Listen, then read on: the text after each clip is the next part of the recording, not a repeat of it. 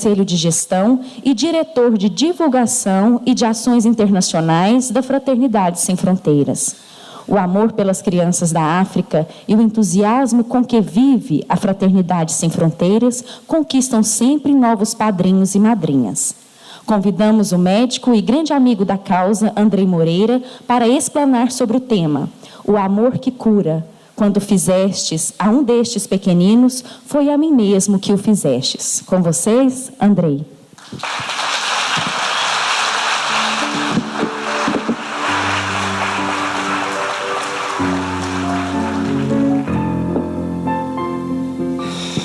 Bom dia a todos. O Wagner acabou com a gente com esses vídeos. Esses nenhum de nós ainda tinha visto. E é uma emoção ver esse trabalho e esse sonho de amor que nasceu no coração dele ser partilhado com todos nós. A Fraternidade Sem Fronteiras é uma grande oportunidade, um chamado da vida para cada um de nós e uma oportunidade de refletirmos a respeito de um novo paradigma, nosso na relação com a vida, nosso na relação com o outro, nosso na relação com o mundo como um todo. A relação do homem com o próximo é sempre marcada por uma grande projeção da sua sombra pessoal. Cada um de nós traz dentro de si uma necessidade de equacionar os seus próprios dramas, de encarar a si mesmo, de conhecer-se em um nível profundo e, sobretudo, de se autossuperar, de se autodominar e transcender. Esta é uma busca que é inerente à natureza humana e parte do nosso vazio fundamental, que, em última essência, é a nossa desconexão na relação criatura-criador. Vivemos o tempo todo criando guetos e criando separatividades. Pelo pertencimento, mantemos-nos fiéis aos padrões da nossa família, da nossa sociedade, da nossa cultura, do grupo ao qual nos filiamos e com o qual nos identificamos. E tendemos a excluir aqueles que se comportem de uma maneira distinta ou que estejam distantes daquele que seja o nosso padrão ou a nossa realidade pessoal. Há na mitologia grega um símbolo muito profundo disso. É Procusta, um salteador que vivia na Serra de Eleusis, que posteriormente foi derrotado por Teseu e que tinha um estranho castigo. Ele tinha em sua casa um leito de ferro, levava suas vítimas para sua casa e as deitava sobre a cama. Se fossem maiores que a cama, cortavas um pedaço. Se fossem menores, esticavas. E se fossem do exato tamanho da cama, estavam salvas. O leito de Procusta é uma representação das estruturas psíquicas, pessoais, afetivas, religiosas, políticas que nós estabelecemos para julgar o mundo e abraçar aqueles que vejam a vida sob o nosso ângulo ou sobre os nossos próprios olhos. No entanto, estamos em um momento que a vida já nos deu ferramentas suficientes para uma grande transcendência e uma grande superação. A jornalista Cláudia Santos escreveu um livro muito curioso no Brasil, que fez um grande questionamento. E o título do livro é Quem cabe no seu todos? Porque dizemos a todo momento que queremos justiça social para todos, que queremos direitos e oportunidades para todos, que queremos que o amor seja partilhado e que as pessoas todas estejam bem. Então pergunta a ela de uma forma muito assertiva e direta: quem cabe no seu todos? Pois quando olhamos para este todos a qual nos referimos, vemos que ele não é o todo da totalidade, ele é o todo da parcialidade, do exclusivismo, do nosso grupo familiar, do nosso grupo social. Também a nossa relação com o divino passa por uma grande expansão e uma grande transformação. Desde sempre, o homem trouxe na sua intimidade a consciência inata da divindade e do poder supremo que dirige todas as coisas. Sempre o buscou, sempre o adorou. Inicialmente nos símbolos da natureza, nas forças descomunais que não sabia explicar, e as quais reverenciava pelo seu poder, vendo ali naquela manifestação a consciência de um atributo daquele que podíamos intuir, embora não compreender, a que chamamos Deus. Aos poucos, o sentimento religioso desenvolveu-se na humanidade e começaram os cultos das mais variadas naturezas, tendendo a adorar a Deus. Os sacrifícios humanos, animais, o ouro, a prata, a opulência, os templos ricos e fartos. E em tudo isto, o homem pretendia uma comunhão com a sua fonte, uma comunhão com o seu Criador. No entanto, há 2000 anos, nós tivemos um homem que mudou o paradigma da relação com Deus, da relação com o Pai. Um homem que era esperado como um grande dominador, que diziam as Escrituras que viria como o profeta ou Messias prometido para salvar aquele povo escolhido de um jugo político e de um jugo religioso específico. No entanto, Jesus vem na simplicidade de uma manjedoura, entra em Jerusalém em cima de um burrico, não permite ser aclamado como os homens da sua época, mas transcende apresentando um contato que é do coração. E é esse mesmo Jesus que vai nos apresentar uma relação com o divino que passa necessariamente pela relação com o humano. Jesus falava com simplicidade aos corações, consolando rapidamente o ego, para posteriormente levar as pessoas a um contato com o ser divino dentro do coração. E fazia de uma forma tal que convidava aqueles que eram tocados pelo seu amor a transcender os seus próprios dramas, as suas próprias dores e a desenvolver na alma a alegria do servir. Então consolava para que se sentissem momentaneamente confortáveis, para logo depois serem convidados à festa, ao banquete espiritual do serviço, à alegria do trabalho que promove o viço do ser. É exatamente Jesus que, conversando com os apóstolos, disse a eles a respeito do reino dos céus. E disse então: bem-aventurados serão aqueles que naquele tempo, em que o Senhor separará os bodes e as ovelhas, aos quais poderá dizer: vinde a mim, todos vós, que me vistes cansado e me confortastes, que me foste visitar na prisão, que me viste nu e me destes de vestir, que me viste necessitado e me amparaste de qualquer maneira. E então perguntaram a eles: mas Senhor, quando é que te vimos nu e te vestimos, desamparado e te amparamos? E então ele, com sabedoria, exemplificou: todas as vezes que o fizeste a um destes pequeninos, foi a mim mesmo que o fizeste. Naquele momento, Jesus demonstra claramente que a relação com ele, que representa o Pai para nós, passava necessariamente pela relação com o humano. Na medida em que os corações humanos estabelecem pontes de afeto e de troca, então ali se dá uma comunhão divina. O divino se dá na relação com o humano. De tal maneira que Jesus nos apresentou duas facetas importantes desta relação. A faceta da conexão interna, através da inspiração, da oração e da conexão com a fonte do Criador em nós, e a maneira direta, através do próximo, em um movimento de adoração. Disse o Pai, disse Jesus: quando orares, entra para a tua casa íntima, e fechando a tua porta, fala em secreto, e o Pai que te ouve em oculto, em secreto, te responderá.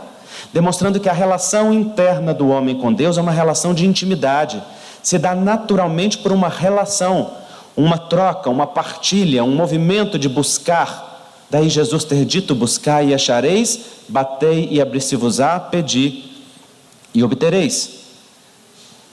Ação afirmativa, taxativa: buscai e achareis. Desde que seja na sua intimidade, num mergulho interno e profundo na percepção de que o divino reside na sua própria intimidade, vibra e vive em você.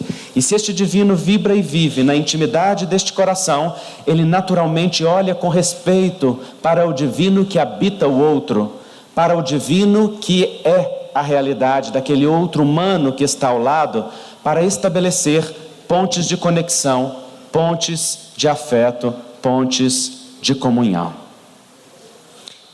E este movimento de trabalho, este movimento de serviço, naturalmente vira fonte de felicidade, fonte de satisfação para o homem. Então Jesus nos apresentou um caminho que é da interiorização interna e um caminho da troca e da partilha que se dá com a necessidade do outro. Afinal de contas, que diferença tem a dor do outro para a nossa própria dor? Se a humanidade estivesse sensível, se nós todos estivéssemos sensíveis às necessidades uns dos outros, não teríamos a fome acontecendo no nosso mundo como acontece. Não teríamos na nossa própria sociedade o desperdício e a necessidade lado a lado um do outro. Não teríamos que movimentar, por exemplo, um trabalho como esse, se povos, governos e comunidades estivessem atentas ao trabalho da divisão, da partilha e da comunhão. Mas por que ainda não estamos? Necessitamos aprender urgentemente o movimento da fraternidade e construí-lo dentro dos nossos corações, começando a ser o exemplo da mudança que queremos ver no mundo, saindo dos discursos estéreis de crítica social e política para nos transformarmos nas cartas vivas da mensagem que pregamos para o mundo, sem dar respostas e receituário para o outro se conduzir, mas nos convertendo em exemplos, em testemunhos daquilo que queremos semear no mundo. Porque se a palavra convence, o exemplo arrasta, diz Emmanuel. E o que faz transformação na vida de cada um de nós não é a beleza do discurso que nós temos, não é a grandeza do conhecimento que abrigamos nos nossos cérebros instruídos, mas sim a sensibilidade de um coração transformado, que se traduz em atos generosos e legítimos de bem na vida em qualquer setor em que estamos. Por isso Jesus, quando estava num dos momentos da demonstração após a ressurreição gloriosa, no encontro com os apóstolos, em conversa íntima, dividindo o pão e o peixe, pergunta a Pedro com intimidade: Pedro, amas-me mais do que a estes? E ele diz: sim, Senhor, te amo. Então, completa Jesus: apacenta as minhas ovelhas. E novamente pergunta a Pedro: Pedro, tu me amas? Sim, Senhor, sabes que te amo.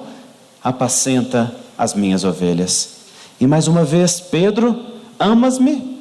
E então Pedro, já entristecido com aquela repetição: sabe, Senhor, que te amo. E então ele diz: apacenta as minhas ovelhas, confirmando 3 vezes aquilo que era a necessidade de consolidar na alma, como a dizer: se me amas, Pedro, cuida do meu rebanho. Se me amas, veja a mim no teu irmão que sofre. Se me amas, estende as tuas mãos para aqueles que estão aos teus lados. É o mesmo que Jesus fala para cada um de nós hoje em outra linguagem. Se me amas, sai da dor da perda do teu ente amado e ama os órfãos da vida que estão ao teu lado. Se me amas, esquece a dor da tua carência emocional e olha para aqueles que têm menos de ti e estende a eles um pouco do teu afeto e um pouco da tua ternura. Se me amas, sai da adoração estéril que apenas me glorifica com os lábios para converter-se em um testemunho vivo que leva bênçãos aos corações. Pois bem esclareceu o Mestre: se estás a caminho de ofertar no altar a tua glorificação ao Pai e lembrares que o teu irmão tem algo contra ti, volta, reconcilia-te primeiro com ele depressa enquanto estás a caminho, depois vem e apresenta a tua oferta ao altar. É o mesmo que dizer: se queres profundamente uma comunhão com o divino, reconhece que estabelecer ponte entre os corações no afeto humano é o caminho mais divino que existe. Daí Carl Gustav Jung ter postulado, dentro da sua linguagem psicológica com sabedoria: o maior trabalho político, social e espiritual que podemos fazer pela nossa sociedade é cessar a projeção da nossa sombra sobre o outro. É cessar o movimento da queixa e da insatisfação que leva a acusar no outro aquilo que ainda não resolvemos dentro de nós. a passar para o outro receituários de condutas que ainda não adotamos na nossa vida, a apontar no outro o cisco que está no seu olho, sem reconhecer a trave que está no nosso, acolhendo a própria sombra, amando a nossa humanidade, aonde reside o divino em profundidade, teremos condições de olhar também com compaixão para a humanidade imperfeita, comum do outro. E nesta humanidade imperfeita, estabelecer uma ponte de afeto, uma ponte de conexões que fale da linguagem da alma, do afeto que alimenta os corações, daquele afeto que nutre a essência com aquilo que verdadeiramente dessedenta, com aquilo que verdadeiramente nos repleta. É isso que a Fraternidade Sem Fronteiras nos promove. É isso que ela nos propõe. Muito mais do que distribuir alimentos, muito mais do que abraçar crianças e socorrer aqueles que estão necessitados, mas reconhecer que o nível de necessidade que nos encontramos é o mesmo daquele da África que visitamos. Estamos apenas em circunstâncias distintas. Embora um reclame a miséria física, nós reclamamos a miséria moral. Embora outros queixem-se da falta de oportunidades, nós menosprezamos as oportunidades benditas que nos são ofertadas. E então, igualmente necessitados, nos encontramos nessa proposta de uma só família, de um só coração, aonde todos nos igualamos e aonde o amor é o único destaque em todos os corações. Estabelecemos uma ponte de afeto. Criamos um passo de comunhão, estendemos uma mão amiga e somos recebidos por outra mão igualmente amiga. Levamos um olhar fraterno e somos acolhidos com olhos de ternura que nos tocam muito mais do que aquilo que ofertamos. E neste movimento de olhar o outro como a extensão de nós mesmos, exercitamos aquilo que para todos nós ainda é desafio. A construção do respeito do divino no outro, da grandeza da humanidade como família. Por isso, meus irmãos, quando Jesus morreu na cruz, não apenas nos ofertou um testemunho de sacrifício em holocausto santo, também nos deu uma mensagem arquetípica, porque a vertical divina encontra-se com uma horizontal humana, mostrando que à medida que aprofundamos a nossa relação com o divino, também aprofundamos a relação conosco mesmo. E à medida que aprofundamos com o divino e conosco, aprofundamos com o humano que está ao nosso redor.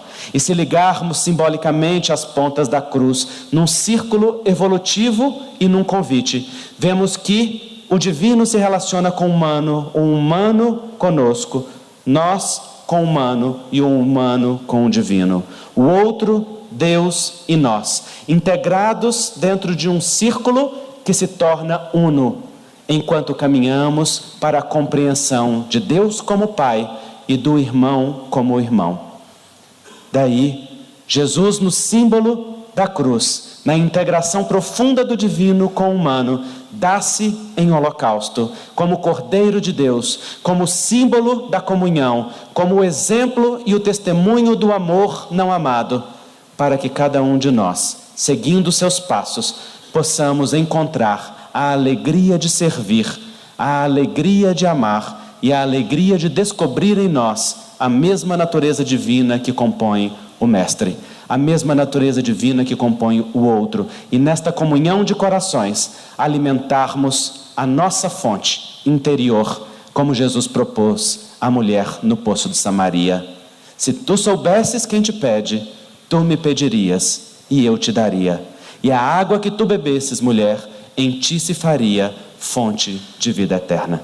Que possamos ser fontes que jorram, que possamos ser fontes que se comunicam, partilhando e dividindo, que possamos dessedentar a sede também do outro, e neste movimento de comunhão, neste movimento de família, possamos verdadeiramente viver uma fraternidade que seja sem fronteiras. Que Jesus nos abençoe.